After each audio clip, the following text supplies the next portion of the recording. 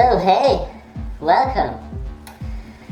Today, sadly, we don't talk about synthesizers or music production. We talk about something really unsettling in the whole scene.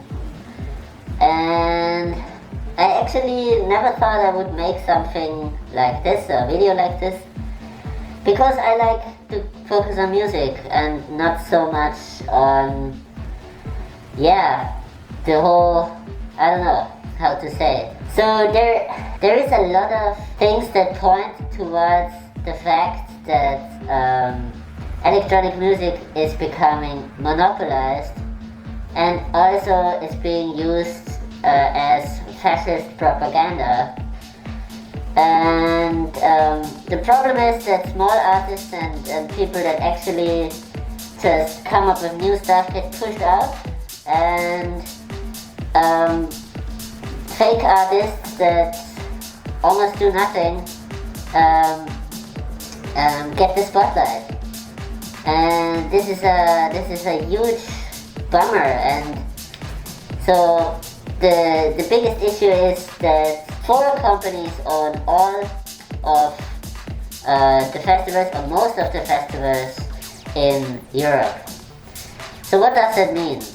That means that they choose who is going to be playing, they choose if this fits their agenda, and also they can just say, ticket prices, we don't care about you, the people watching. We also don't care about the artist, because the artist is replaceable.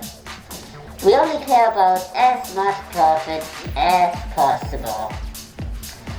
And to me, and that is very interesting, that sounds absolutely like fascism. And I just want to give you a clear overview about what fascism actually is. So the thing is, we talk about fascism, we create this kind of this enemy, and then we fight this enemy, and this is fascism, and the fascists always use the weakest counterpart in a culture and just say all of the things that are bad about a society are being done by those people. For example, with transgenders and so on. Or with gays.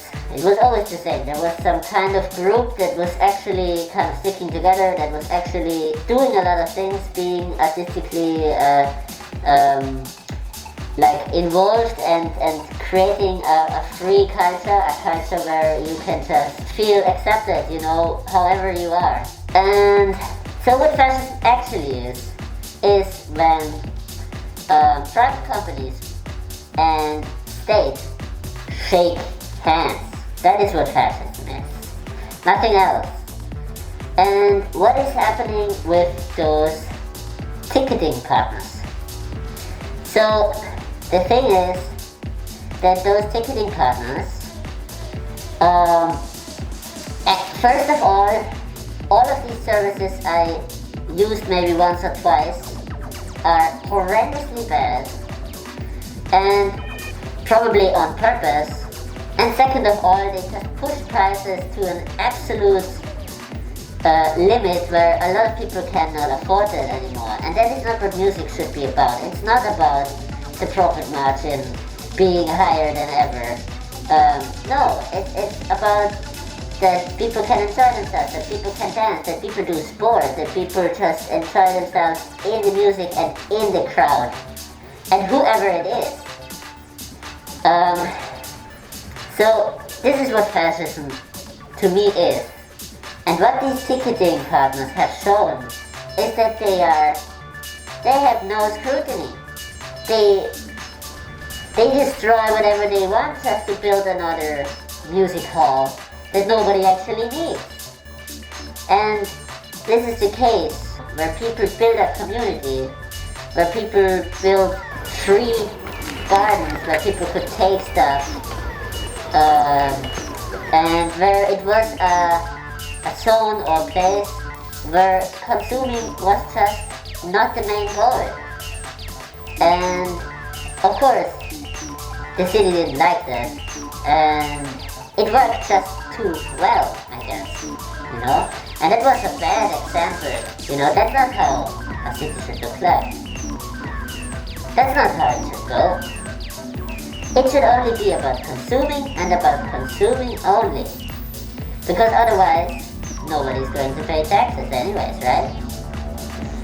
And that is very problematic. When we tear apart something that people have built over tens of years for a community to form, and that actually works, and then they just tear it away. And you know, the thing is with this, you can't tell me that there isn't enough space. Like this space that there is so much space. You can just build the hall beside it, and you have this little skate park right beside it with nature and so on. So it was completely an unnecessary show of power. And how does electronic music come in here? So electronic music is, in my eyes, dead. It died in 2025. And why is that? So first of all, there was no rival anymore. There was just these four companies owning everything. And you know, the thing is, I don't care about these artists, and that's why I say these are also fake artists. It doesn't matter. Like most DJs are fake artists anyways. They just feel music and they do like and they have their sexy tops on and so on. It's not, come on guys. You know that you're a con artist. You know that. And all of you doing this kind of DJ thing, so none of you are real artists. None of them. They don't even know how a synthesizer works. Most of them. Or they just, I don't even know. They just dabble in a VST and they have their producer and what do even I know? It's just embarrassing. This culture has become so embarrassing that I'm just really thinking about never partaking. And the thing is, most of you have probably never heard of my music. And that's totally fine, you know, you don't even have to listen to my music. I make my music so that I can enjoy it and that I build my own little universe of synth music that I just feel like is the real deal, is what I want in a song, you know. I want real emotion.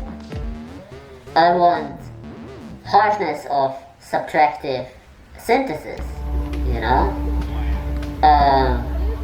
I really stand for what I'm doing, and I also stand for the people that came before me that created this scene in Detroit, in Germany, and this kind of love parade scene, you know. It was always about a place of freedom and of doing what you feel like you need right now just to feel human, you know? And what this all has become is a huge shit show. Like, yeah, okay, we go there and we are being seen by everyone and we have our flies tops on and we have our brand jeans and indirectly we are supporting child raping companies that give little children teddy bears and show clearly the intent if you are not absolutely dumbfounded. And yeah, I think it is a lot about a broken individual, and you know, that's why these festivals also work, because it's about a broken person that tries to find their fixture in this community that is not really a real community and doesn't give a damn about you. You know? It's not about that. It's just about having this leading culture that we can advertise with. And yeah, so this is how ticketing partners kind of ruin the electronic music and music for all. And the thing is, they buy up all of the medium-sized clubs and destroy the small clubs And so that is the thing why I talk to everyone making music, creating music, and the people that enjoy it. Find out about this. There is an article about these 4 companies that own the 150 festivals. Check out what the festival is. It is very similar to bigger brands owning smaller brands that you shouldn't support because they do child labor or anything in that regard. And if you really have some kind of humanity in yourself, I know that you're going to do this. And I thank you so much for that. Thank you for watching. You can check out my music if you want to. It's electronic dance music. So stay tuned and have a very good day. Bye bye.